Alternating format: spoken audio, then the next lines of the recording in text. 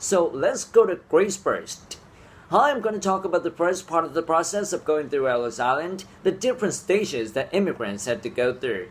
So first, one important thing to remember is that Ellis Island was only used for the poorest immigrants, the third-class passengers. The first and second-class passengers were processed on the ship, and then they were taken to the docks where they got off. And then the ship was sailed to the Ellis Island with the third-class passengers still on board. When they finally landed at Ellis Island, they put on all the clothes there are because they were allowed to bring only one bag with the possession from the old country. People brought in all kinds of things like you would see musical instruments or samovars, pots for making tea. Some people brought dirt from the old country too, or plants, vines for example for growing grapes. And then the first place they got to was the dining hall where they were given a meal. It was paid for by a steamship company. People who came through Ellis Island always remember the meal. The food was apparently quite good, but it was also strange for many of them. So many people had never tasted ice cream or seen an orange or banana, for example. And then after that, the inspections began, and Ani's going to tell you about that part. Ani?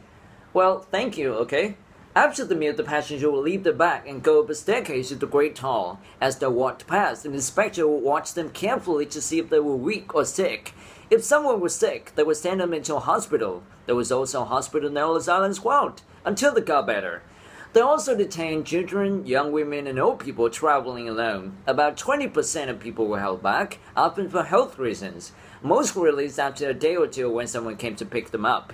In the Great Hall, they waited in lines in hours, sometimes as long as 5 hours. They were crowded together, but it was often very hot and very loud. You can imagine as many as 2,000 people, all talking in so many languages. And when you finally got to the top of the line, inspectors we asked you some questions like, where do you come from? Where are you going? Is somebody waiting for you? That kind of thing.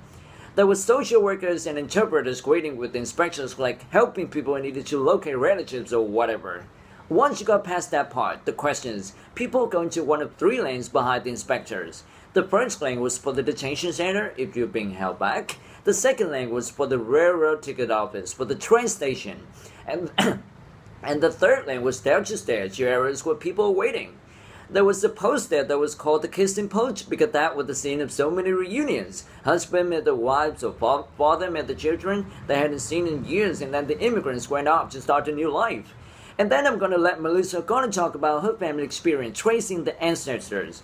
Well, my great-grandfather came in from Ireland, and my angel actually used the Ellis Island records to find out where he came from, so I'm going to talk a bit about that. Basically, what they have in Ellis Island was the ship's record and the immigration information of every arriving passengers, with like the date they came in, their age, or the year that they came from. So if you know, for example, your ancestor's name, the year they arrived, or where he or she came from, you can look them up.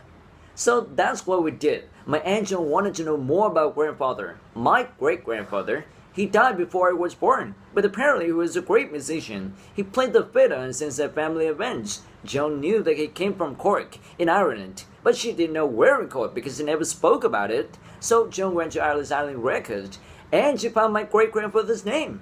It gave the name of the town where he came from, so Joan went to Ireland and visited the town a couple of years ago. She got more information when she was there, and eventually she found a living relative, a cousin, that she didn't know she had.